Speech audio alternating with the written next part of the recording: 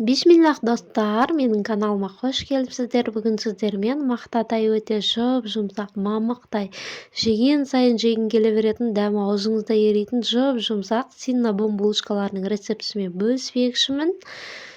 Ол үшін алдымен жылы сүтке қантты, тұзды және ашытқыны салып араластырып аламыз.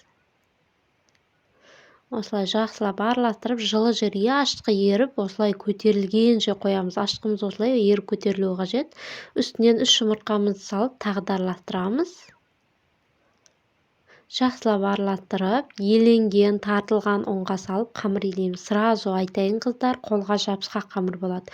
Бірақ сонда да артық ұн қоспай осылай илейміз. Одан соң бөлме температурасындағы сармайды илеп сіңдіреміз. Сармай салғаннан соң да осылай қолға жабысқақ болады. Бірақ жақсылап илесеңіздер кереметтей булочка шығады. Ерінбей илеңіздер қыздар. Егер артық ұн қоссаңыздар, қатты болып қалуы мүмкін. Осылай басын біріктіріп илеп болған соң бетін жауып көтерілуге жылы жерге қоямыз. Көтерілгеннен соң міндетті түрде бір қайтара тағы да бір илеп алыңыздар.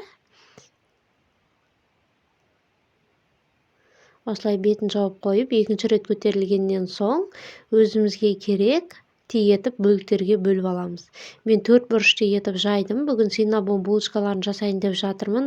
Бұл булочканың рецептісімен қыздар кез келген булочканы жасасаңыздар болады. Өте удачный шығады. Қамырын илеу шамалы қиындау, бірақ сол илеген еңбектеріңізге жараса кереметтей булочка жейсіздер. Міндетті түрде жасап көруге кеңес беремін. Осылай 4 бұрышты етіп жайып алдым. Одан соң бөлме температурасындағы майды осылай жұқалап жағып шығамыз. Мен тек қана қант септім қыздар, көз мөлшерімен септім қантты. Егер сіздерге корица ұнаса, қант пен корицаны араластырып сепсеңіздер болады. Менің отбасыма ұнамағандықтан корица араластырмадым. Осылай рулет сияқты етіп орап шығамыз, жақсылап қысып. Қаттық судың қажет жоқ, осылай жай ғана орап шығамыз. Және мына шеттерін жабыстырып, шамалы қолымызбен икемдеп созып жібереміз. Немесе бір зола емес, екеу етіп жайсаңыздар болады, екіге бөліп. Одан соң осындай жіптің көмегімен кесіп өзімізге керек формаларға бөліп аламыз. Осылай әдемілеп бөліп алып, тапаларға тізіп қойып шығамыз тапаға.